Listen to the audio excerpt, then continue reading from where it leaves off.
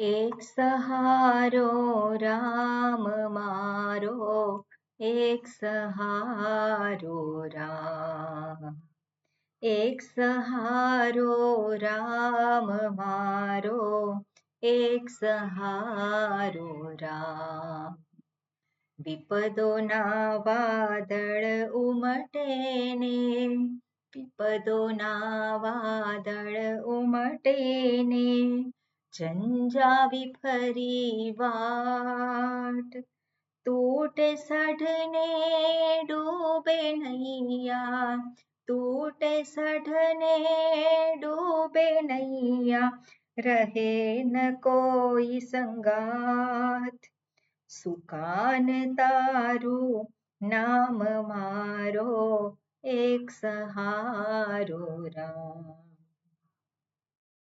एक सहारो राम मारो, एक सहारो राम।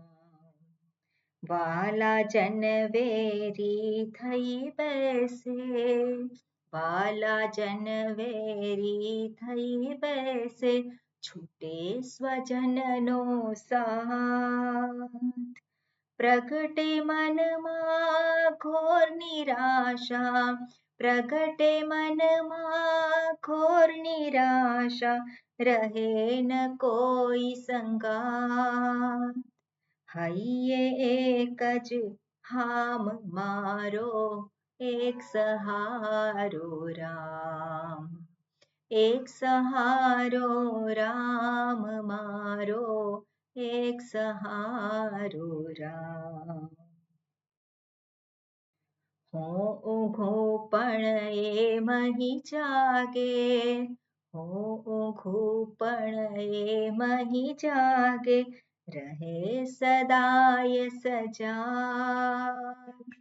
धन साधन तन जन छो जाए, धन साधन तन जन छो जाए, राम थी सहु सभान। निर्बलनु बल राम मारो, एक सहारो राम। एक सहारो राम मारो, एक सहारो राम। एक सहारो राम मारो, एक सहारो राम। ओम हरि ओम श्री गुरुभ्यो नमः। हरि ओम। ओम सहनाववतु, सहनौ भुनक्तु, सह वीर्यं करवावहै, तेजस्विनावधीतमस्तु मा विद्विषावहै। ओम शांति शांति शांतिः। शङ्करं शङ्कराचार्यं केशवं बादरायणं सूत्रभाष्यकृतौ वन्दे भगवन्तौ पुनः पुनः। ईश्वरो गुरुरात्मेति मूर्तिभेदविभागिने, व्योमवद्व्याप्तदेहाय दक्षिणामूर्तये नमः। दयाकरं दयाकारं दान्तं धर्मप्रवर्तकं, प्रणमामि दयानन्दं मदाचार्यवरं परम्।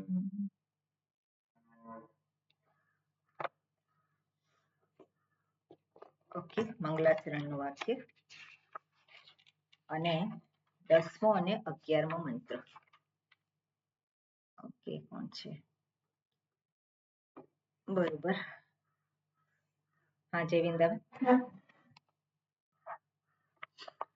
ओम नमो भगवते वैवस्वताय मृत्यवे ब्रह्म विद्याचार्याय नचिकेतसे च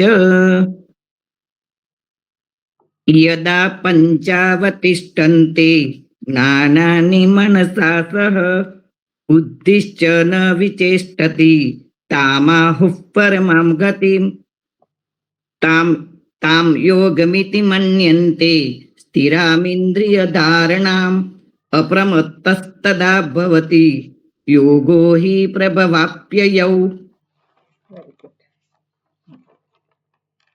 આપણે જોઈ રહ્યા છે અલિંગ એવા પરમાત્મા અથવા તો આત્મા, એની પ્રાપ્તિ કઈ રીતે થઈ શકે?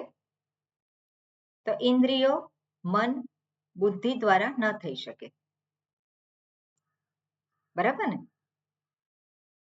શું થયું? બધાને સંભળાય છે?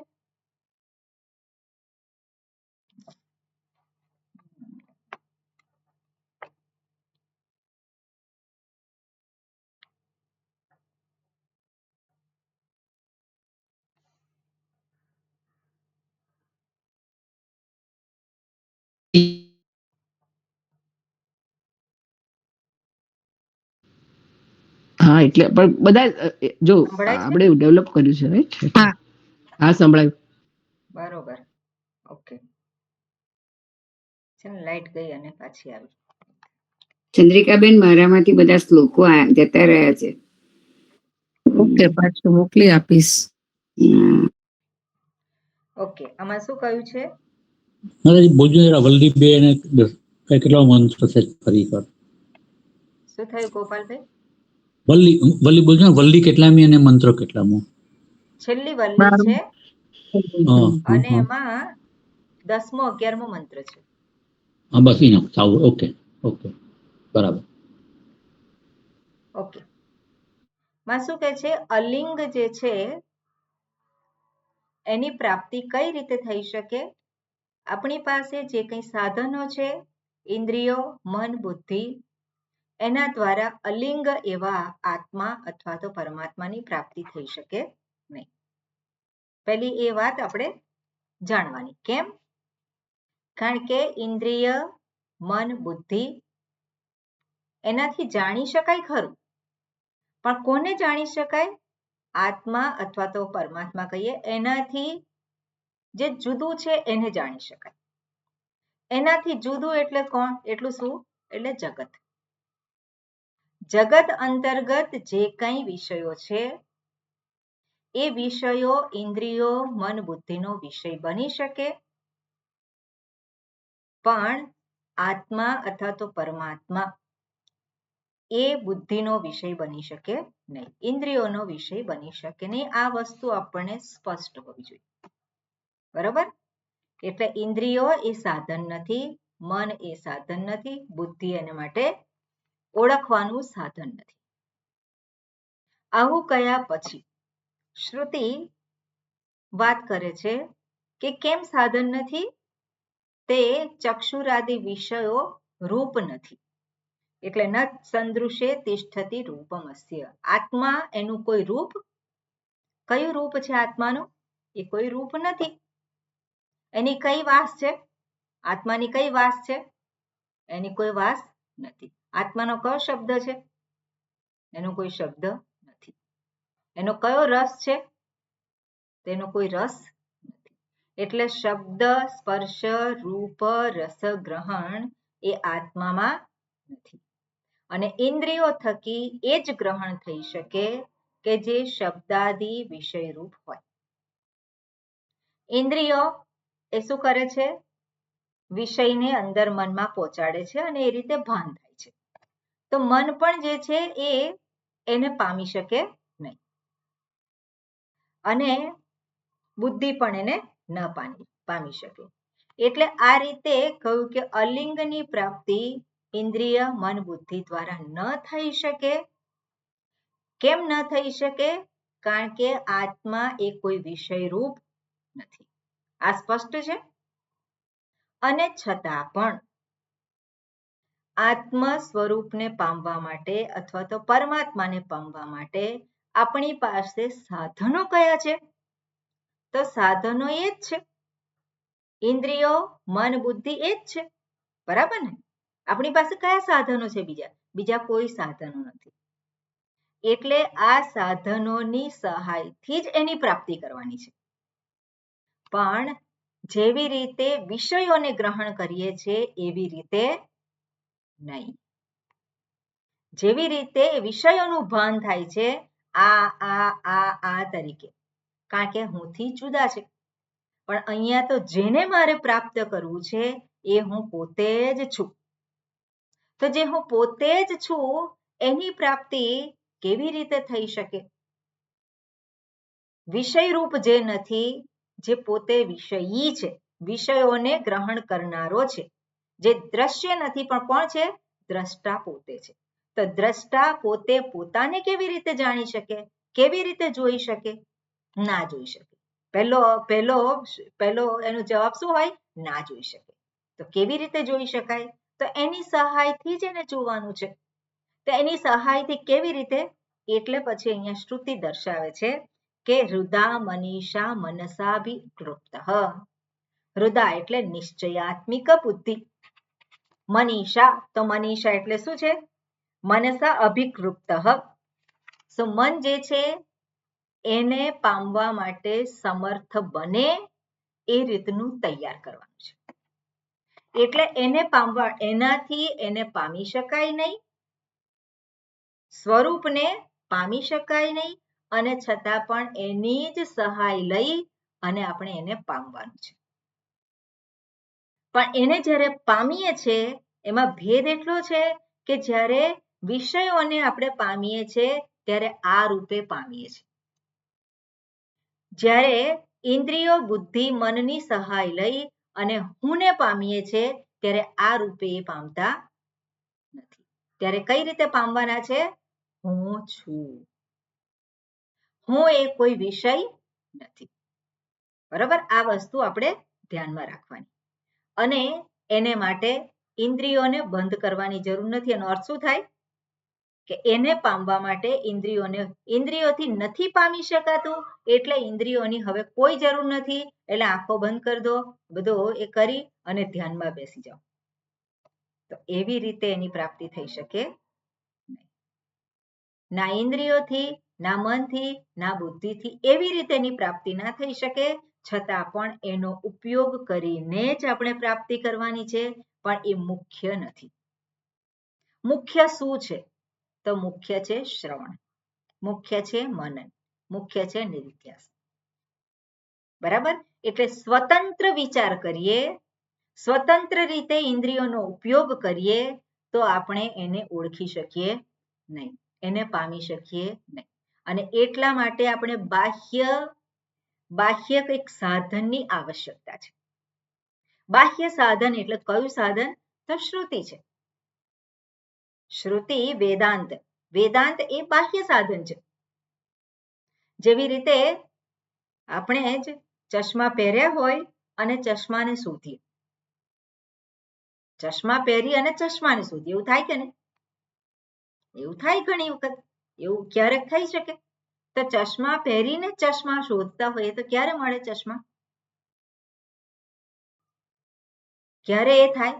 તો બાહ્ય કોઈક વ્યક્તિ કે શું શોધો છો? તો કે ચશ્મા. અને એ કે ચશ્મા તો પહેરેલા છે. અને પછી હાથ જાય કે હા. તો શું થયું? વસ્તુનું ભાન જે હતું એનું ભાન થયું. ક્યારે થયું? બાહ્ય કોઈક વ્યક્તિએ આપણને કહ્યું. એ જ રીતે હુંના સ્વરૂપનું ભાન નથી અને એટલા માટે જ આ જગતમાં આપણે ભટકીએ છીએ, સુખને શોધીએ છીએ. સુખ સ્વરૂપનું ભાન નથી અને માટે જ આપણે અનેક પેંતરાઓ કરીએ છીએ. તો સુખ સ્વરૂપનું ભાન ઓટોમેટિક થાય. એ ભાન કોઈક કરાવે, અને કોઈક કરાવે એટલે કોણ છે? શ્રુતિ. શ્રુતિ એને માટે પ્રમાણ છે. અને જ્યારે શ્રુતિ કહીએ તેની સાથે આચાર્ય પણ આવી જાય. કારણ કે શ્રુતિ જે છે તો શ્રુતિ એને માત્ર આપણે જે સંસ્કૃત શબ્દ છે એમાં તો, પણ શબ્દ રાશિ એને બ્રહ્મ વિદ્યા નથી કહી, એને આત્મવિદ્યા નથી કહી. જે શબ્દો છે એ આત્મવિદ્યા નથી, પણ શબ્દ દ્વારા જે દર્શાવવામાં આવે છે, કોને દર્શાવવામાં આવે છે? હુંને જ દર્શાવવામાં આવે છે. અને એને આપણે પામવાનું છે. એટલે શ્રુતિ જે બાહ્ય પ્રમાણ છે એનો આધાર લઈ શ્રવણ કરવાનું છે. શબ્દાત્મક છે સાધન, એટલા માટે શું કરવું પડે? આપણે શ્રવણ કરવું પડે. અને શ્રવણને પાકું કરવા માટે મનન કરવું પડે. અને મનન થયા પછી જે શાસ્ત્ર દર્શાવે છે એ જ જે હું, જે આપણે નિશ્ચયપૂર્વક જાણ્યું એને આપણે બનાવી રાખવા માટે નિધિધ્યાસન. તે બધામાં જરૂરિયાત પડે. શ્રવણ કરવા માટે શ્રોત્રિયેન્દ્રની જરૂર પડે, મનની જરૂર પડે, બુદ્ધિની જરૂર પડે. મનન કરવા માટે શ્રોત્રેન્દ્રિયની જરૂર પડે નહીં. છતાં પણ શ્રવણ વખતે જ ફરી પાછું મનન પણ થતું હોય છે. તો ત્યારે શ્રવણ અને મનન બંને સાથે થાય. અને નિધિધ્યાસન છે તો નિધિધ્યાસન મારા સ્વરૂપને સ્પષ્ટ રૂપે જાણ્યું અને પછી એનું જ અનુસંધાન. તો એમાં પણ ઇન્દ્રિયોની જરૂર છે કે નહીં? એમાં પણ ઇન્દ્રિયોની જરૂર છે. એટલે ઇન્દ્રિયો એ નકામી નથી, પણ એનાથી જ પામી શકાય એવું નથી.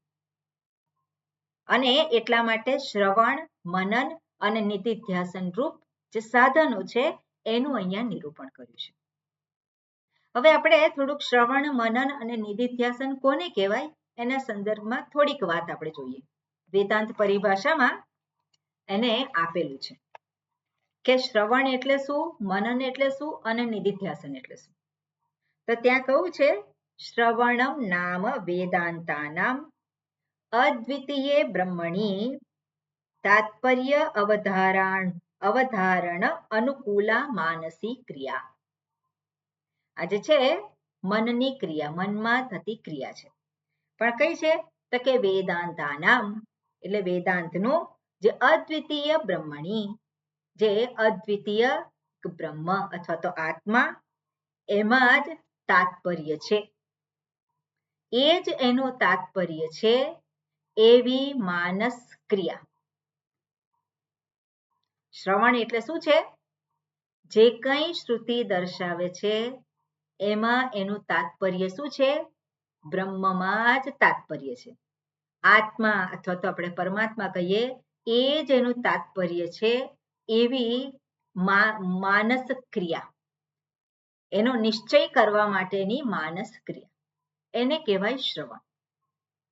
બરોબર? એટલે શ્રવણ એ શું કરે છે? જ્યારે શ્રવણ કરીએ ત્યારે વારંવાર આપણને એક જ વસ્તુ કહેવામાં આવતી હોય છે. જ્યારે પણ શ્રવણ થતું હોય ત્યારે એક વાત તો નિશ્ચય આવે છે કે બ્રહ્મ પરિપૂર્ણ એ જ હું છું. એનું તાત્પર્ય છે બ્રહ્મ અને આત્મા એ જુદા નથી. બરાબર ને? જેને પરમાત્મા કહીએ છીએ કે બ્રહ્મ કહીએ છીએ કે આત્મા કહીએ છીએ, જુદા નથી. દર સત્સંગમાં આપણે આ વાત તો થાય છે. એટલે એનું તાત્પર્ય શું છે? શ્રવણ થકી તાત્પર્ય તો કે શ્રુતિના શબ્દોનો આધાર લઈ અને એક જ વસ્તુ એને પામવાની છે એ પ્રકારની જે માનસ ક્રિયા છે. એક વસ્તુ જે બ્રહ્મ એનો જ નિશ્ચય થાય એ પ્રકારની માનસ ક્રિયા છે એને શું કહેવાય? શ્રવણમ. એટલે શ્રુતિ દ્વારા આપણને એ નિશ્ચય થાય. શ્રુતિનું અનુસંધાન કરીએ, શ્રુતિનું શ્રવણ કરીએ અને આ વસ્તુનો નિશ્ચય થાય. આમાં કોઈને છે કઈ સંશય છે? તો ફરી વાત કરું. કુસુમબેન? બરોબર? જી ના, બરોબર. આત્મા એવ બ્રહ્મ એક્ય. એટલે શ્રુતિનું તાત્પર્ય નિશ્ચય થાય કે એક જ પરબ્રહ્મ જેને કહેવામાં આવે છે એ જ સત્ય છે. એને કહેવાય શ્રવણ. મનન શું છે? તો મનન માટે કહે છે કે મનનમ નામ શબ્દ અવધારિતે અર્થે. શ્રુતિના શબ્દો થકી જે અર્થને નિશ્ચય કર્યો છે, અવધારિતે, જેના વિશે નિશ્ચય કર્યો છે. શું નિશ્ચય કર્યો છે?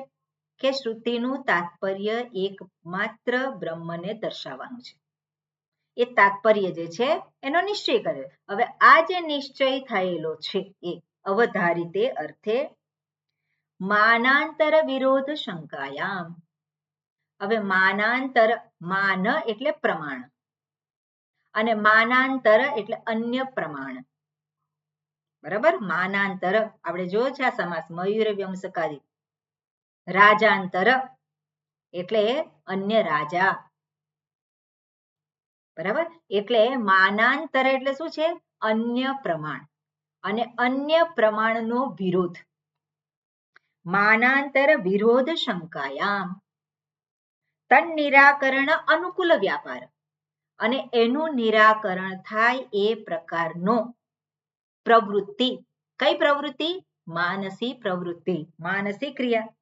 એટલે તર્કાત્મક જ્ઞાનજનક. તો મનન એટલે શું છે? તર્કાત્મક જ્ઞાનજનક. શ્રુતિ જે દર્શાવે છે જે પરબ્રહ્મ, બ્રહ્મ અથવા તો આત્મા કે પછી પરમાત્મા એક જ એનો તાત્પર્ય છે. એ તાત્પર્યનો જે નિશ્ચય થયો એ નિશ્ચયને બીજા પ્રમાણ જે છે એ વિરોધ ના કરે. કયા પ્રમાણે વિરોધ કરે છે? એને માટે કયા પ્રમાણ? તો પ્રત્યક્ષ પ્રમાણ. પ્રત્યક્ષ પ્રમાણ જે છે, હું જોઉં છું એટલે સાચું, હું અનુભવું છું એટલે સાચું. થાય છે કે નહીં આપણને? હું સાંભળું છું એટલે સાચું. તે શું થયું? આજે મારા કાનોએ સાંભળ્યું એની પર વિશેષ વિશ્વાસ છે, આંખોએ જોયું એની પર વિશેષ વિશ્વાસ છે. બરોબર ને? આપણી જે સમજદારી છે એની ઉપર આપણને વધારે વિશ્વાસ છે. શ્રુતિ કહે છે તું પરિપૂર્ણ છે. શ્રુતિ કહે છે તું પરમ સુખ સ્વરૂપ છે. શ્રુતિ કહે છે તું નિત્ય છે, તું દુઃખી નથી. પણ શું છે? શ્રુતિ કહે છે નિશ્ચય થયો, પણ ફરી પાછું શું થાય? ફરી પાછું આપણને શું થાય? શ્રુતિ કહે છે પણ મને તો દુઃખ થાય છે, હું અનુભવું છું. તો અનુભવ ખોટો? તો ત્યારે શ્રુતિએ શું કરવું પડે? ના, તારો અનુભવ ખોટો નહીં, તો સાચો ને? તો શું કે પેલો? હા, સાચું. એટલે આ શું થયું કે પ્રમાણ જે વિરુદ્ધ, માનાંતર વિરુદ્ધ, અને ત્યારે શ્રુતિએ આવી અને ફરી પાછું સમજાવવું પડે. કઈ રીતે સમજાવવું પડે? બુદ્ધિની લેંગ્વેજથી, તર્કની લેંગ્વેજ. તર્ક જે છે એ તર્કનો આશ્રય લઈ અને શ્રુતિ ફરી પાછું એ જ વસ્તુને સમજાવે. તું નિત્ય છે, તું પરમ સુખ સ્વરૂપ છે. કેવી રીતે સમજાવે પરમ સુખ સ્વરૂપ? તો કે તું સુખી થાય છે? તો પેલો શું કે? નથી થતો. એવું કે? નથી થતો એવું તો કે જ નહીં. સુખી તો થાઉં છું. સુખ તારે જોઈએ છે? તો શું કે? હા, સુખ તો જોઈએ છે, કાયમ જોઈએ છે મારે. દિવસ રાત, અંદર બહાર, બધે કાયમ સુખ જ જોઈએ છે. અને દુઃખ નથી જોઈતું? તો દુઃખ નથી જોઈતું અને સુખ જ જોઈએ છે. ત્યાં શ્રુતિ પછી પેલું બુદ્ધિને આધારે સમજાવવા માટે પ્રયત્ન કરે. શ્રુતિ શું કહે છે? સુખ એ તારું સ્વરૂપ છે, તું નિત્ય સુખી છે. પણ મારો અનુભવ શું કહે છે? હું નિત્ય સુખી નથી. અનુભવ શું કહે છે? સુખ આવે છે ને જાય છે, ઘડીકમાં સુખી થાઉં છું, ઘડીકમાં દુઃખી થાઉં છું. આ મારો અનુભવ છે. અને શ્રુતિ શું કહે છે? હું નિત્ય સુખ સ્વરૂપ છું. ત્યારે શ્રુતિ આપણને દર્શાવે કે તું વિચાર કર, સુખ જો તારું સ્વરૂપ હોય તો તને એ છોડીને જાય નહીં. સુખ તારું સ્વરૂપ હોય તે તને છોડીને જાય નહીં. દુઃખ તારું સ્વરૂપ હોય તે તને છોડીને જાય નહીં. દુઃખ જો તારું સ્વરૂપ હોય તે તને છોડીને ના જાય. હવે જ્યારે તું સુષુપ્તિ અવસ્થામાં છે ત્યારે સુખ છે કે દુઃખ છે? ત્યારે શું કહેવું પડે? દુઃખ. દુઃખ છે. સુષુપ્તિ અવસ્થામાં કોઈને દુઃખ નથી. ત્યાં શું છે? કાંઈ નથી. આ જગતે નથી, કશુંય નથી. અને ત્યાં હું કોણ છું? સુખ છું. પછી સમજાવે શ્રુતિ કે તને આજે જાગ્રત અવસ્થામાં જે સુખનો અનુભવ થાય છે, જે દુઃખનો અનુભવ થાય છે, વૃત્યાત્મક છે. એ વૃત્યાત્મક છે, એ વસ્તુ મળે છે, પરિસ્થિતિ એવી સર્જાય છે અને સુખ થાય છે અને સુખ જતું રહે છે. પણ એ વૃત્તિ છે. વૃત્તિ હંમેશા આવે અને જાય. વૃત્તિ એ નિત્ય નથી. એટલે તું સુખ સ્વરૂપ છે એ વૃત્યાત્મક નથી. દુઃખ સ્વરૂપ છે તું. હું દુઃખી છું ત્યારે દુઃખ એ મારું સ્વરૂપ છે એવું કોણ સ્વીકારે? દુઃખ મારું સ્વરૂપ છે એવું કોણ સ્વીકારે? જ્યારે પેલો દુઃખી હોય અને ત્યારે એવું વિચારે કે દુઃખ મારું સ્વરૂપ છે. દુઃખ જો એનું સ્વરૂપ હોય તો દુઃખ એને છોડીને જાય નહીં. સુખ એનું સ્વરૂપ હોય તેને છોડીને જાય નહીં. પણ પેલો સુખી દુઃખી થાય છે શું છે? તે તો મનની સ્થિતિને આધારે સુખી દુઃખી કહે છે. તે મનની સ્થિતિ રૂપ છે, એ રૂપ નથી. સુખ તો તારું સ્વરૂપ છે, શ્રુતિ કહે છે. અને એને સમજાવવા માટે, એને તર્ક દ્વારા સમજાવવા માટે શ્રુતિ કહે કે સુષુપ્તિ અવસ્થામાં તું તારા જ પોતાના સ્વરૂપમાં જાય છે, ત્યાં કાંઈ નથી. એટલે દુઃખ ઉત્પન્ન કરનાર કયા પરિબળો છે? તો દુઃખ ઉત્પન્ન કરનાર આ જાગ્રત અવસ્થામાં તને આ ઇન્દ્રિયોની સાથે કરે છે અને પછી દુઃખી થાય છે. અને આવી રીતે શ્રુતિ જે છે મનન કરી તર્ક દ્વારા આ વસ્તુને સ્થાપિત કરે. આ તો માત્ર આપણો જે અનુભવ છે એને આધારે હું સમજાવું છું. જે મનન જે છે એ તો શેના સંદર્ભમાં? ખરેખર શાસ્ત્ર બ્રહ્મને જ દર્શાવે છે. બ્રહ્મ એકમાત્ર સત્ય છે, પરિપૂર્ણ છે. એના સંદર્ભમાં જ પેલાને શંકા થાય. આપણા માટે એ નથી. આપણે શાસ્ત્રમાં શ્રદ્ધા છે ને આપણે સ્વીકારીએ છીએ. પણ આપણે આપણા અનુભવને મહત્વ આપીએ છીએ. એટલા માટે જે પ્રત્યક્ષ પ્રમાણ છે એ આપણા માટે શું થાય? માનાંતર વિરોધ થઈ ગયો. પણ જે બીજા જે છે એ કઈ રીતે જુએ છે? તો કે ના, શ્રુતિનું કહેવાનું આવું નથી. શ્રુતિ આ જગતનું કહે છે કે એનું કારણ બ્રહ્મ છે, એનું કારણ પરમાત્મા છે, તો એ સત્ય નથી. એટલે આવી રીતે જુદા જુદા મત જે કહેતા હોય એ જુદા જુદા મત જે છે એનું ખંડન કરનાર અને પછી એક જ સત્ય જે બ્રહ્મ છે એની અવધારણા એ જ નિશ્ચય થાય. અને આ પ્રકારનો જે માનસ વેપાર છે એને શું કહેવાય? મનન કહેવામાં આવે. શ્રુતિ કહે છે પણ હું નથી માનતો. તો હું નથી માનતો તે માને એવી રીતે શ્રુતિ તર્ક સમજાવે, તર્ક દ્વારા સમજાવે અને ત્યારે પેલો સમજે કે હા બરોબર છે અને ત્યારે સ્વીકારી શકે. એટલે શ્રુતિનું તાત્પર્ય આ જ છે. ત્યાં શું થયું? હવે કોઈ પ્રકારનો સંશય રહ્યો નહીં, કોઈ પ્રકારની શંકા ત્યાં નથી. અને આવી રીતે જે કરાય એને કહેવાય મનન. નિધિધ્યાસન એટલે શું છે? તો કે છે નિધિધ્યાસન નામ અનાદિ દુર્વાસનયા વિષયેષુ આકૃષ્યમાણસ્ય ચિત્તસ્ય. જે ચિત્ત જે છે જેમાં અનાદિકાળથી જે સંસ્કાર પડેલા છે અને એ સંસ્કારને આધારે જ એ પોતે વર્તન કરે છે. પેલો વ્યક્તિ જે છે શું કરે છે? સંસ્કારને આધારે જ પોતાનું જીવન જીવે છે. શ્રુતિ જે સત્યને દર્શાવે છે એ સત્ય સમક્ષ નથી રાખતો, પણ શું છે?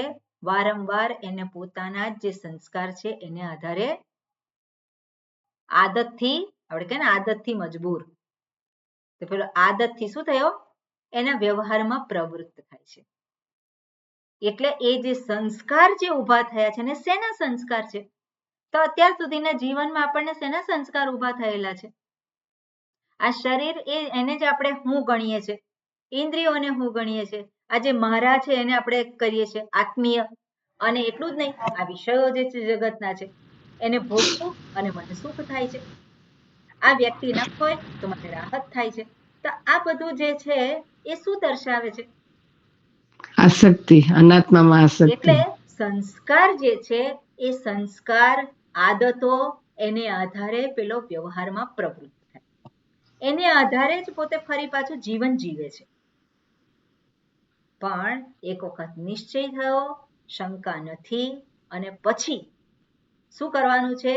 જે આદતને કારણે મન, ઇન્દ્રિયો જે બાહ્ય વિષયોમાં જતા રહે છે ત્યાંથી એને ફરી પાછા નિવૃત્ત કરવાના છે. અને નિવૃત્ત કરી અને પોતાના જ સ્વરૂપનું અનુસંધાન, પોતાના જ સ્વરૂપનું અનુસંધાન. જે આદત પડી છે એ આદતમાંથી બહાર નીકળવા માટે. એટલે કે છે અનાદિ દુર્વાસનયા વિશેષુ આકૃષ્યમાણસ્ય ચિત્તસ્ય વિષયેભ્યઃ અપકૃષ્ય, વિષયોમાંથી પાછું ખેંચીને આત્મવિષયક સ્થૈર્ય અનુકૂલ માનસ વ્યાપાર, એટલે આત્મવિષયક એટલે પોતાના સ્વરૂપનું જે સ્વરૂપ છે એને અનુકૂળ, સ્થૈર્ય અનુકૂળ, એમાં સ્થિરતા પ્રાપ્ત થાય એને અનુકૂળ વ્યાપાર જે છે મનનો વ્યાપાર, એને શું કહેવામાં આવે? નિધિધ્યાસન. એટલે સ્પષ્ટ થયું? શ્રવણ, મનન અને નિધિધ્યાસન. શ્રવણ કોને કહેવાય?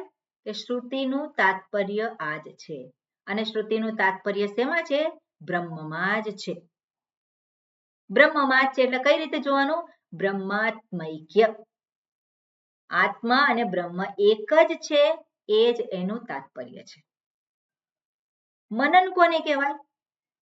તો મનન જે છે શ્રુતિ કે છે શ્રુતિ પ્રમાણ છે, પણ એ શ્રુતિ પ્રમાણથી બીજા પ્રમાણ કયા?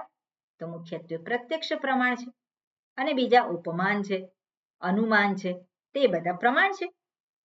એટલે જ્યારે એ બીજા બધા પ્રમાણથી આમાં વિરોધ દેખાય, શ્રુતિ જે કહે છે, અને ત્યારે તર્કને આધારે જ્યારે વિચાર કરવામાં આવે ત્યારે મનનો જે અનુકૂળ વ્યાપાર, એને અનુકૂળ વ્યાપાર જે છે એને શું કહેવામાં આવે? મનન કહેવામાં આવે. અને નિશ્ચય ઉપર આવે કે શ્રુતિ જે કહે છે એ જ સત્ય છે. બરાબર? અને નિધિધ્યાસન એટલે શું છે? જે નિશ્ચય થયેલો છે પણ આદતને કારણે ફરી પાછું અનાત્મ ચિંતન થાય છે, અનાત્મ ક્ષેત્રમાં ફરી પાછું મન જતું રહેશે, ઇન્દ્રિયો જતી રહેશે. તો શું કરવાનું છે?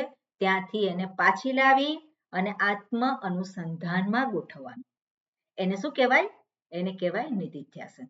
હવે આ બેકગ્રાઉન્ડ સાથે આપણે આ જે મંત્રો જે છે એનું આપણે જોઈએ. શું કહ્યું છે? યદા પંચાવતિષ્ઠન્તે જ્ઞાનાની મનસા સહ, જ્યારે જે પંચ જ્ઞાનાની મનસા સહ, મન સાથે અવતિષ્ઠતે, અવતિષ્ઠતે એટલે શું છે? જે સ્થિત થાય છે, જે રહે છે. ક્યાં રહે છે? તો કે હુંમાં. ક્યાં રહેવાનું છે એને? એના પોતાના જ આત્મા એટલે કે પોતાના સ્વરૂપમાં. એને બહાર જે ઇન્દ્રિયો છે એને બહાર જવાનું રહેતું નથી. હવે ક્યાં રહેવાની છે? એ પોતાનામાં. પોતાનામાં એટલે ક્યાં? પોતાના સ્વરૂપમાં. એટલે હવે એનું બીજું કોઈ કાર્ય નથી, એને સંકેલી લીધી.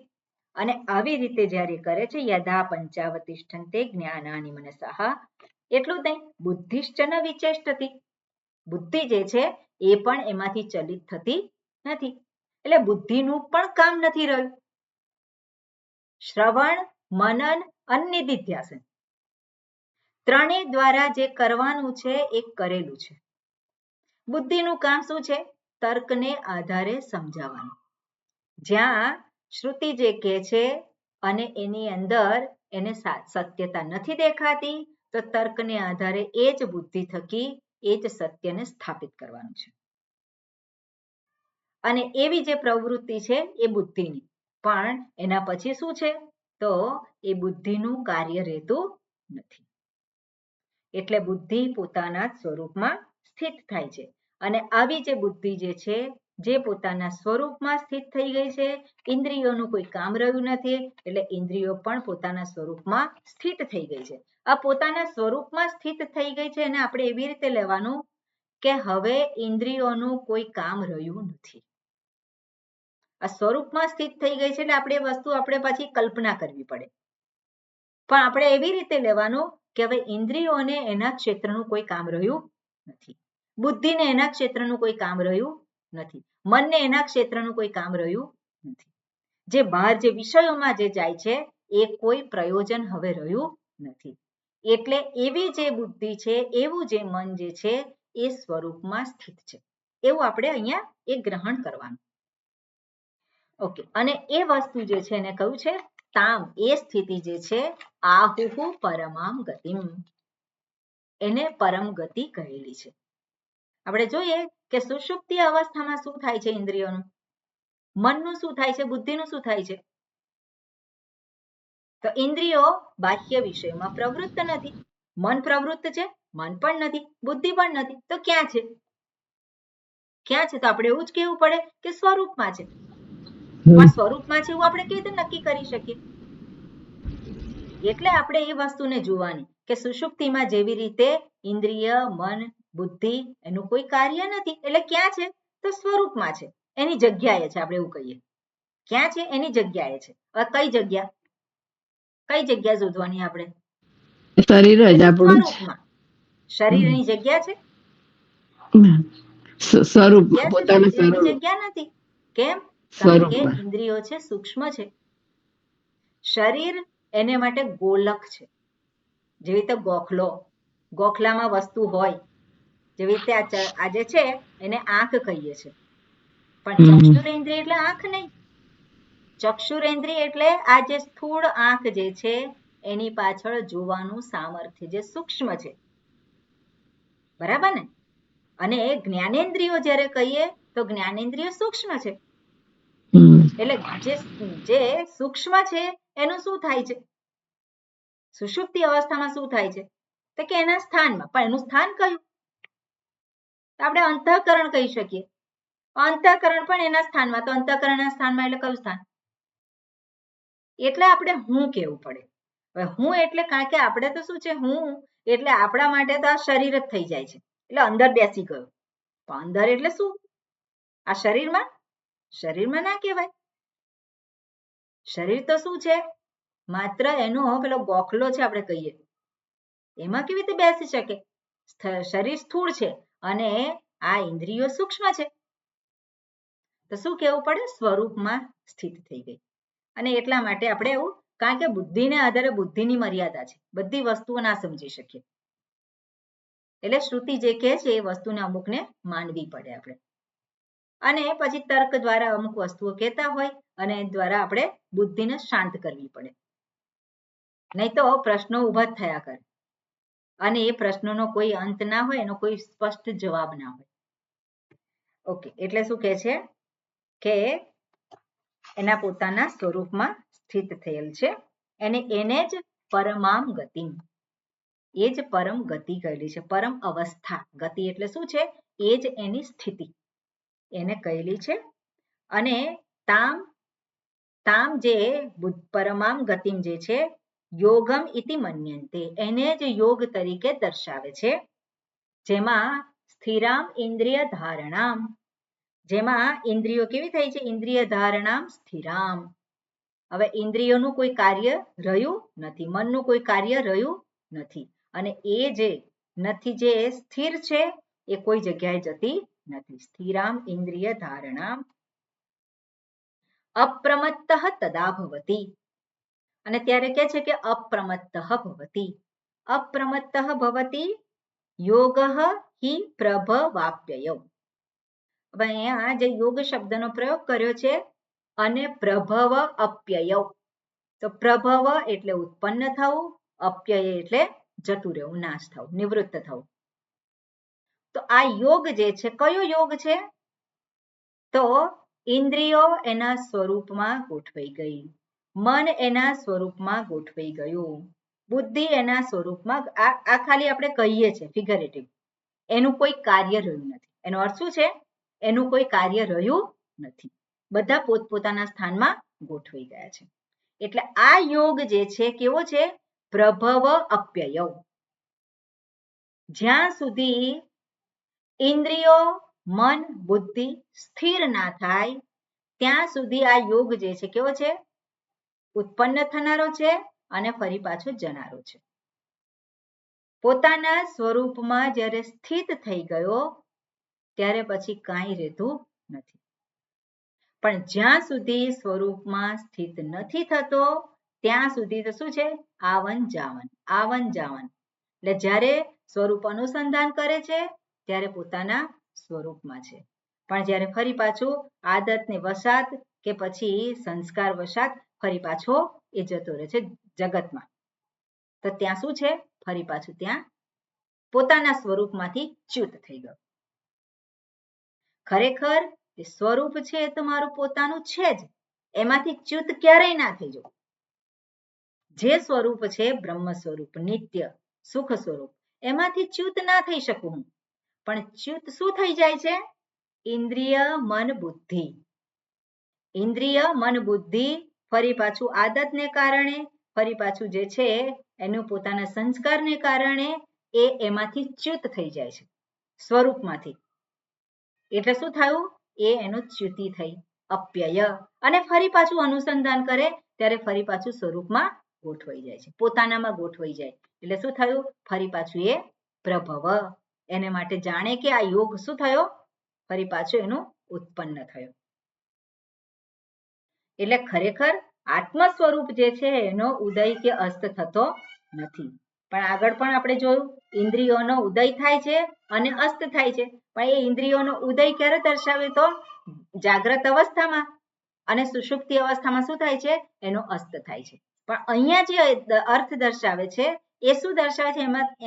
એનાથી કંઈક વિશેષ, જે જાગ્રત અવસ્થામાં છે અને છતાં પણ એનો ઉદય અને અસ્ત ક્યારે થાય છે? પોતાને જે આ યોગ કયો છે, પરમ ગતિ કઈ છે, પોતાના સ્વ સ્વરૂપમાં સ્થિતિ જે કઈ છે એમાંથી એ ચ્યુત થાય છે અને ફરી પાછું એ ગોઠવાય છે. જ્યાં સુધી પોતે એમાં સંપૂર્ણ રીતે ગોઠવાઈ ના ગયો ત્યાં સુધી શું થાય છે? આ યોગ જે છે એ આવન જાવન એ વસ્તુને અહીંયા દર્શાવે છે. એને આપણે વિશેષ આમાં પણ સમજીશું ભાષ્યમાં. તો અપ્રમત્તઃ તદા ભવતિ યોગો હિ પ્રભવાપ્યયો. અપ્રમત્તઃ તદા ભવતિ. તો અપ્રમત્તઃ પ્રમાદ રહિત થાય છે. પ્રમાદ રહિત થાય છે. આ યોગ જે છે પ્રમાદ રહિત થાય છે. એટલે એમાં કોઈ પણ પ્રકારનો પ્રમાદ રહેતો નથી. હવે પ્રમાદ રહેતો નથી અર્થાત વ્યક્તિ હંમેશા પોતાના સ્વરૂપમાં જ સ્થિત છે. પણ જ્યાં સુધી એ પોતાના સ્વરૂપમાં હંમેશા સ્થિતિ ના રહે ત્યાં સુધી એને એલર્ટ રહેવું પડે. એને શું કરવાનું છે? ઇન્દ્રિયો, મન, બુદ્ધિ ઉપર વોચ. એની ઉપર એ જે એને આદતને આધારે, સંસ્કારને આધારે જે બાહ્ય જગતમાં ભટકી જવાની આદત છે એમાંથી શું કરવાય? ફરી પાછું એને લાવવાનું છે. સ્વરૂપ સિદ્ધિ તો છે જ. નિત્ય હું સુખ સ્વરૂપ છું. પણ હું નિત્ય સુખ સ્વરૂપ છું એટલું પૂરતું નથી. હું નિત્ય સુખ સ્વરૂપ છું એ હકીકત છે. બરાબર? શ્રુતિ શું કહે છે? તું નિત્ય છે, તું સુખ સ્વરૂપ છે, શ્રુતિ કહે છે. પણ એ જ વસ્તુ મારી બુદ્ધિ માને છે, એ જ વસ્તુ મારું મન માને છે. અને શ્રવણ મનન દ્વારા એ વસ્તુ પણ થઈ, પણ છતાં પણ શું થાય છે? ફરી પાછું પેલું મનને તો આદત પડી છે, મનને તો એમાં સંસ્કાર છે. એટલે ફરી પાછું પેલો વ્યક્તિ ક્યાં જોડાઈ જાય છે? અનાત્મ ક્ષેત્રમાં જોડાઈ જાય છે. અને એને આધારે જ થાય. તો અનાત્મ ક્ષેત્રમાં જોડાઈ ગયો એટલે શું થયું? ત્યાંથી પેલા પોતાના જ સ્વરૂપમાંથી એ ચ્યુત થઈ ગયો. એટલે શું દર્શાવે છે? વારંવાર સ્વરૂપનું ધ્યાન. ફરી પાછું વારંવાર શું છે? જ્યારે જાગતો હોય ત્યારે અને જ્યારે ઇન્દ્રિયોનો વ્યવહાર થતો હોય ત્યારે, અને ઇન્દ્રિયો ત્યાંથી જગતમાંથી નિવૃત્ત કરી દે અને ત્યારે પણ પોતાના સ્વરૂપમાં. એટલે નિધિધ્યાસન એટલે શું છે? સ્વરૂપ ધ્યાન છે. તો એ સમય દરમિયાન એ શું કરે છે? પોતાના સ્વરૂપનું જ અનુસંધાન કરે છે. અને જાગ્રત અવસ્થામાં છે ત્યારે પણ શું કરવાનું છે? એ જ સ્વરૂપનું અનુસંધાન છે. કઈ રીતે કરી શકે? એટલે શાસ્ત્ર એને દર્શાવે. દૃશ્યાનુવિદ્ધ સમાધિ, શબ્દાનુવિદ્ધ સમાધિ. દૃશ્ય જે કંઈ હું જોઉં છું જગતમાં, દૃશ્ય આપણે શું કહીએ? દ્રશ્ય એટલે શું છે? જે જગતમાં હું જોઉં છું, સાંભળું છું, જે વિષયોને હું ગ્રહણ કરું છું. એ જે વિષયોને હું ગ્રહણ કરું છું એ હુંથી અભિન્ન છે. હુંની જ અભિવ્યક્તિ છે. હું છું તો જ એ છે. એ છે એટલે હું છું એવું નહીં. એને આધારે મારું અસ્તિત્વ નથી. જ્યારે મારું સુખ એની પર આશ્રિત હોય ત્યારે આપણે શું થાય? એ છે તો હું છું. એ છે તો હું છું. મારું સુખ જ્યારે એની ઉપર આશ્રિત હોય, કોઈક વ્યક્તિ ઉપર આશ્રિત હોય, તો શું થાય? હંમેશા એની અપેક્ષા રહે. એ છે તો હું છું, પણ મારું સુખ એની પર આશ્રિત નથી. હું સુખ સ્વરૂપ છું અને એ જે છે એ અભિવ્યક્તિ માત્ર છે. હુંની અભિવ્યક્તિ છે. હું જ એને સત્તા અને સ્ફૂર્તિ આપું છું. હુંની હાજરીમાં જ બધું જ શું થાય છે? બધું જ પ્રગટ થાય છે. હુંની હાજરીમાં આ ઇન્દ્રિયો વિષયોને ગ્રહણ કરે છે. હુંની હાજરીમાં આ જે મન જે છે એમાં વૃત્તિ ઉત્પન્ન થાય છે અને વૃત્તિનો લય થાય છે. તે શું થયું? સામે જે દેખાતા વિષયો હોય, જે દૃશ્ય છે, એને આધારે આત્મ અનુસંધાન. બરાબર ને? એને કહેવાય દૃશ્યાનુવિત્ત સમાધિ. બીજું છે શબ્દને આધારે અનુસંધાન. તો શ્રુતિના શબ્દો જે છે, અસંગોહમ, પૂર્ણોહમ, તો જ્યારે એ શબ્દોનું અનુસંધાન કરીએ ત્યારે પણ શું છે? આપણે આપણા પોતાના જ સ્વરૂપમાં સ્થિત આધાર લીધો. શેનો આધાર લીધો? શબ્દનો આધાર લીધો. શબ્દ ક્યાં છે? બાહ્ય છે. બાહ્ય જે શબ્દો જે છે એનો જ આધાર લઈ અને હું મારા સ્વરૂપનું અનુસંધાન કરું. અને આ રીતે મારા પોતાના જ સ્વરૂપમાં વારંવાર એના અનુસંધાન કરવાથી પછી સામે દ્રશ્ય જોઈએ તો પણ શું થાય?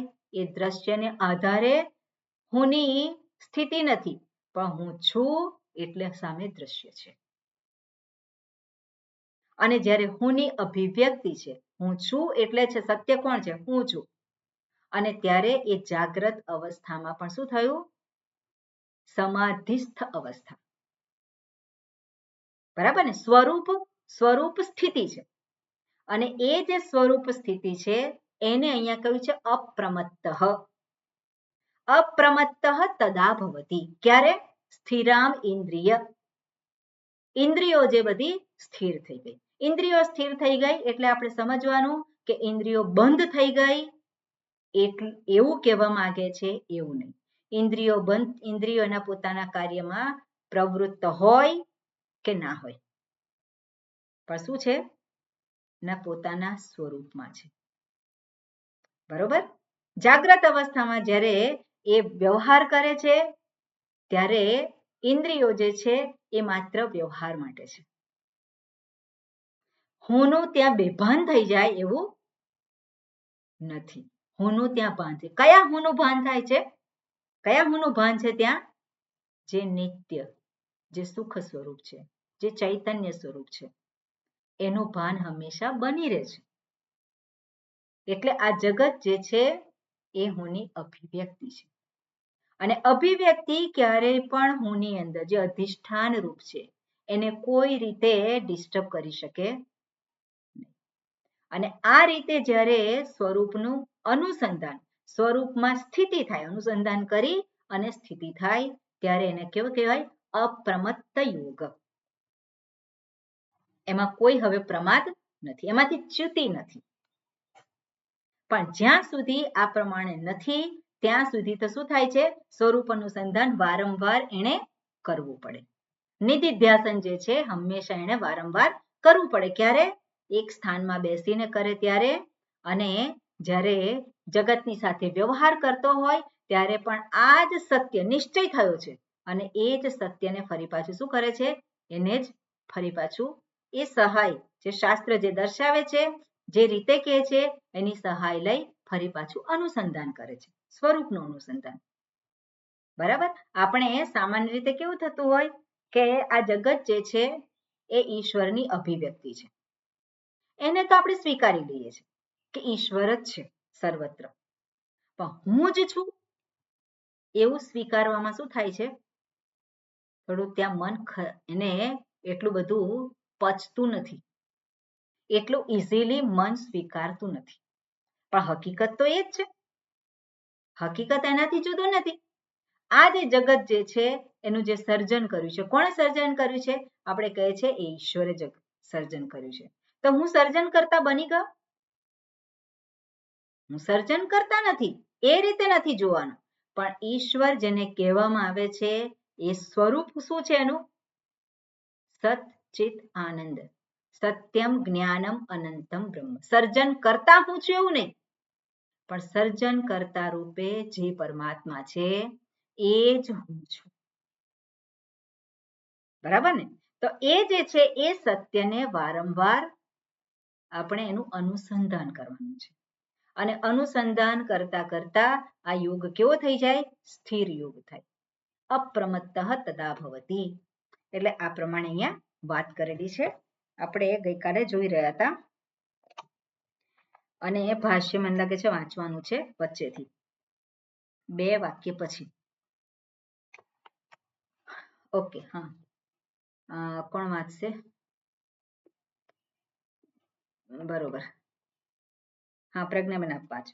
એતસ્યામ હિ અવસ્થાયામ. એતસ્યામ હિ અવસ્થાયામ. શું છે? ફરી વાંચો. એતસ્યામ હિ અવસ્થાયામ. અવિદ્યા અધ્યારોપણ વર્જિતઃ. અવિદ્યા અધ્યારોપણ વર્જિતઃ.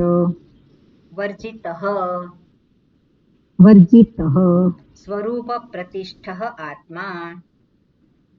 સ્વરૂપ પ્રતિષ્ઠઃ આત્મા. સ્થિરામ ઇન્દ્રિય ધારણામ. સ્થિરામ ઇન્દ્રિય ધારણામ. સ્થિરામ અચલામ ઇન્દ્રિય ધારણામ. સ્થિરામ અચલામ ઇન્દ્રિય ધારણામ. ધારણામ મકાર છે ને છેલ્લો. ધારણામ. હા, બાહ્ય અંતઃકરણાનામ. બાહ્ય અંતઃકરણાનામ. ધારણમ ઇત્યર્થઃ. ધારણમ ઇત્યર્થઃ. અપ્રમત્તઃ પ્રમાદવર્જિતઃ. અપ્રમત્તઃ પ્રમાદવર્જિતઃ. સમાધાનમ પ્રતિ નિત્યમ યત્નવાન. સમાધાનમ પ્રતિ નિત્યમ યત્નવાન. તદા તસ્મિન કાલે. તદા તસ્મિન કાલે. યદા એવ પ્રવૃત્તયોગઃ ભવતિ. યદા એવ પ્રવૃત્તયોગઃ ભવતિ. ઇતિ સામર્થ્યાત અવગમ્યતે. ઇતિ સામર્થ્યાત અવગમ્યતે. Okay, good. માં શું કહે છે? એતસ્યામ હિ અવસ્થાયામ. આ જે અવસ્થા જે છે જે દર્શાવી સ્થિર, જે પરમામ ગતિમ જે દર્શાવ્યું આગળના મંત્રમાં, એ જે સ્થિતિ જે છે એ જ અવસ્થા. તો આગળ શું કહે છે? અવિદ્યા અધ્યારોપણ વર્જિતઃ સ્વરૂપ પ્રતિષ્ઠઃ આત્મા. અવિદ્યા અધ્યારોપણ વર્જિતઃ. અવિદ્યા અને એને કારણે અધ્યાસ. અવિદ્યા, અધ્યાસ. અધ્યાસમાં શું કર્યું છે? જે હું નથી એને હું ગણી લીધેલું છે. એટલે શું થયું? આરોપણ કર્યું છે. હવે એ આરોપણ જે છે એ જ્ઞાન થયું એટલે શું થયું? જતું રહ્યું.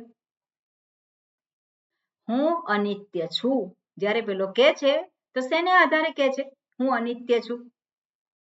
કેમ કે છે? કેમ કે છે? બોલો. અજ્ઞાનને કારણે. અજ્ઞાન અધ્યારોપને કારણે. હા, એટલે અજ્ઞાન છે તો અજ્ઞાનને કારણે શું થયું?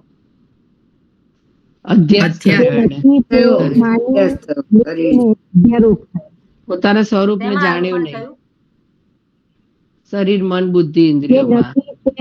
હું અનિત્ય છું એ શેને આધારે કે છે? શરીરને આધારે. હું નિત્ય છું એવું જ્ઞાન નથી અને એટલા માટે એ પોતે પેલો હું જે છે ક્યાં બેસી ગયો છે? એ શરીર. એને કહેવાય આરોપણ કર્યું. હુંને શરીર માની લીધું. એ શું થયું? આરોપણ, અધ્યાસ આપણે કહીએ. તો જે અધ્યાસ જે છે જ્ઞાન છે હું નિત્ય છું, તેણે શું કર્યું? આ જે હું જે શરીરમાં બેઠો છે એમાંથી એને બહાર કાઢ્યો. એટલે શું થયું? આરોપ હતો એનો, અધ્યાસ થયેલો હતો એની નિવૃત્તિ થઈ. એટલે કે છે અવિદ્યા અધ્યારોપણ વર્જિતઃ અને સ્વરૂપ પ્રતિષ્ઠ આત્મા. આત્મા કેવો છે? હું કેવો છું? પોતાના જ સ્વરૂપમાં પ્રતિષ્ઠ.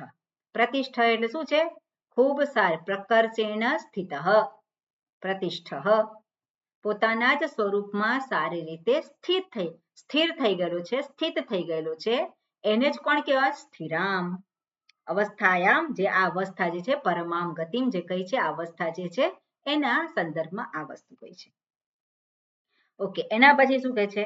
તો કે સ્થિરામ ઇન્દ્રિય ધારણામ. તો સ્થિરામ ઇન્દ્રિય ધારણામ એટલે શું છે?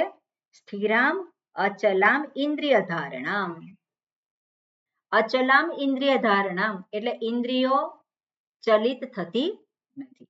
ઇન્દ્રિયોને ચલિત થવાનું કોઈ કારણ રહ્યું નથી, સ્વરૂપમાં સ્થિત થઈ ગઈ છે એટલા માટે. એટલે શું કહે છે? બાહ્ય અંતઃકરણાનામ ધારણમ ઇત્યર્થ. એટલે બાહ્ય ઇન્દ્રિયો, જે બાહ્ય વિષયોમાં જનારી ઇન્દ્રિયો, બાહ્ય અને અંતઃકરણ, એટલે ઇન્દ્રિયો અને અંતઃકરણ જે છે એનું ધારણમ એટલે એની સ્થિતિ. ધારણમ એટલે શું છે?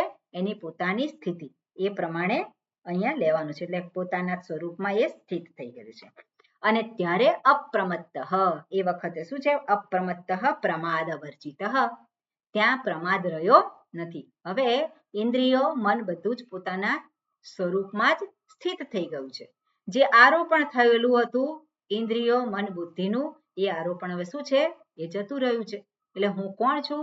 હું નિત્ય છું, હું સુખ સ્વરૂપ છું, હું ચૈતન્ય સ્વરૂપ છું. અને હવે ઇન્દ્રિયોનું ત્યાં કોઈ પ્રયોજન રહેતું નથી. એટલા માટે એ જે યોગ છે એને શું કહેવાય? અપ્રમત્ત પ્રમાદ વર્જિત, સમાધાનમ પ્રતિ નિત્યમ યત્નવાન. ઓકે, હવે અહીંયા જે વાત કરે છે, સમાધાનમ પ્રતિ નિત્યમ યત્નવાન, જેની પણ આ સ્થિતિ થઈ છે એ એલર્ટ છે. એલર્ટ છે તેની માટે છે આમાંથી એની ચ્યુતિ ન થાય. સમાધાનમ આપણે એમાં આવ્યું હતું તત્વબોધમાં, શું છે? ચિત્તૈકાગ્રતા, બરાબર ને? સમાધાન શેને કહ્યું છે? ચિત્તની એકાગ્રતા, એને સમાધાન કહ્યું છે. તો અહીંયા ઇન્દ્રિય, મન, બુદ્ધિ કેવા છે? સમાધિસ્થ થઈ ગયા. સમાધિસ્થ એટલે પોતાના સ્વરૂપમાં એ ચાલ્યા ગયા છે. અને એટલે સમાધાનમ પ્રતિ નિત્યમ યત્નવાન, આ જેની પણ સ્થિતિ થઈ છે એ પોતાના સ્વરૂપથી ચ્યુત ન થાય એને માટે હંમેશા પ્રયત્નશીલ છે. એટલે શ્રુતિ પણ કહે છે, શું કહે છે? કે આ જે યોગ જે છે અપ્રમત્ત ભવતિ, પણ અપ્રમત્ત ભવતિ એટલે શું છે? પોતાના સ્વરૂપથી ચ્યુતિ ન થવી એવું એને ધ્યાન રાખવાનું છે. એટલે એના માટેનો પ્રમાદ ના હોય. એ સ્થિતિ પ્રાપ્ત થાય અને પછી પણ ઇન્દ્રિયો જે છે એનું કાર્ય શું છે? બાહ્ય જગતમાં જવું. અને જ્યાં સુધી શરીર છે ત્યાં સુધી ઇન્દ્રિયો આ બાહ્ય જગતમાં પ્રવૃત્ત થવાની છે. પણ બાહ્ય જગતમાં પ્રવૃત્ત થાય ત્યારે પણ એને એલર્ટનેસ. ફરી પાછું એ જ ઇન્દ્રિય, પેલી આદત તો છે વર્ષો, શું કે અનાદિકાળના સંસ્કાર છે, તો એ સંસ્કાર ફરી પાછા શું થાય? એના જાગ્રત થઈ અને ફરી પાછા ભોગમાં પટકાવી શકે. બની શકે એવું બની શકે. અને એટલા માટે શ્રુતિ કહે છે કે એને આ સ્થિતિને જાળવી રાખવા માટે હંમેશા પ્રયત્ન કરતા રહેવાનું છે. કેટલા જન્મોથી છે સંસ્કાર? અનાદિકાળથી છે આપણે કહીએ. અને અનાદિકાળના સંસ્કાર જે છે એ ગમે કયા પ્રકારના સંસ્કાર છે નથી ખબર. તે સંસ્કારને માટે પેલા એ જાગ્રત રહેવાનું છે. તો જો એ જાગ્રત ન રહે તો ફરી પાછું શું થાય છે? ફરી પાછું એમાં પ્રવૃત્ત થાય. અને પ્રવૃત્ત થયા પછી આ કેવું છે કે પેલો એક વખત જુઠ્ઠું બોલે પછી એને વારંવાર પેલી સિરીઝ એના જેવું છે. એટલે એક વખત એને સત્યતા આપે, પોતાને સંસ્કાર આધારિત ઇન્દ્રિયો ગઈ, વિષયોમાં એને સુખનો અનુભવ થયો, કારણ કે આદત છે વિષયોમાંથી સુખનો અનુભવ લેવાની, અને એમાં ગયો અને પછી એમાં પોતે પ્રવૃત્ત થાય. એટલા માટે એને શું કર્યું? વારંવાર સ્વરૂપ અનુસંધાન, અને ત્યાં એને એલર્ટ રહેવાનું છે જાગ્રત અવસ્થામાં. બરોબર ને? જ્યારે વ્યવહાર કરે છે ત્યારે. જ્યારે વ્યવહાર નથી કરતો ત્યારે તો પોતાના સ્વરૂપમાં જ છે, પણ પ્રમાદ રહિત રીતે એ પ્રમાણે કરવાનું છે. અને શું કહે છે? તદા તસ્મિન કાલે યદા એવ પ્રવૃત્તઃ યોગઃ ભવતિ ઇતિ સામર્થ્યાત અવગમ્યતે.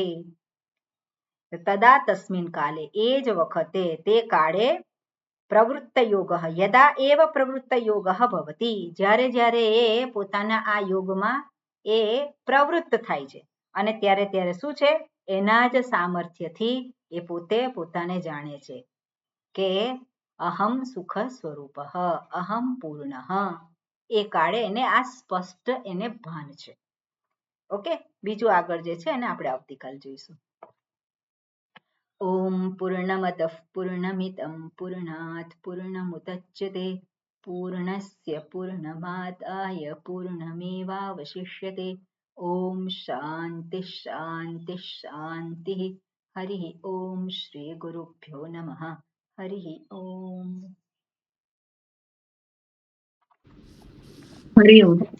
હરિ ઓમ.